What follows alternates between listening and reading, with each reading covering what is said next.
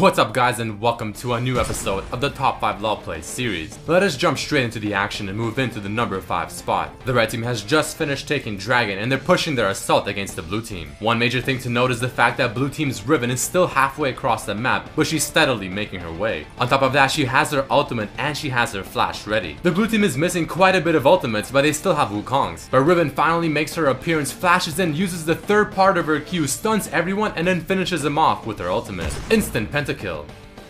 But let's move straight into the number 4 spot. This is gonna be a battle of two Lee Sins in the top lane. Blue team's Lee Sin just finished taking red team's tower, and the Lee Sin on the red team is trying to punish blue team's Lee Sin for overextending so far. Falling extremely low on HP, the blue team's Lee Sin kicks the red one away. And one thing to note, the red team's Lee Sin does not have his ultimate either. And after a very manly fight and a lot of Hydra procs, the blue team's Lee Sin comes out on top. And the main reason he won even with such a deficit is because he used his W to dodge the enemy Lee Sin's Q that he flashed for.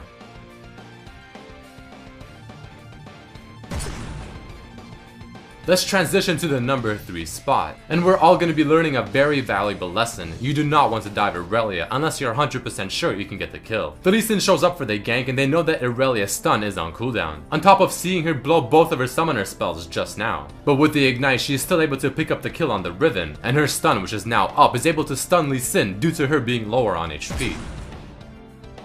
The second place spot will be showcasing the new Sion. One of the more popular builds on Sion nowadays is to get as many tanky items as you can, because it makes him almost impossible to kill. Taking a look at his items, you can see quite a few of them are giving him flat HP, a lot of regeneration thanks to his Warmogs, but also having quite a bit of damage thanks to his Hydra and attack speed thanks to the Stinger. The fight for his team was not looking so hot, so he ended up using his ultimate to rush straight to the enemy Nexus because it is open. But the enemy team retaliated just in time and ended up killing him. But it seems they have forgotten that he still has his passive one, which gives him quite a bit of attack speed, and with that he's able to finish off the game. And finally, the grand finale of this episode is gonna be a play around Baron Pit. The enemy's Leona puts a ward over the wall to see the Vi, and unfortunately for the Vi, she's unable to kill it before it goes invisible. Looking at the minimap, red team's Rengar is still within his base, so there's only 4 people in the pit. The knockup on Vi's Q is cancelled by Baron, so she ends up flashing in, but the enemy's Tristana ults her right back out. Vi's Q's cooldown is quite short, so she's able to get right back into the pit. She is able to pick up a kill on Tristana and Zed thanks to her ultimate, picks up the Baron as well, and as she is cleaning up the rest of the enemy team, you see the Rengar is finally showing his face. But the Vi now has triple buff, level 17 versus a level 13 Rengar, who clearly stands no chance. So she easily turns on him and picks up a 1v5 pentakill, and the Kog'Maw, of course, being a good teammate, giving it to her. But on top of that, she also stole Baron.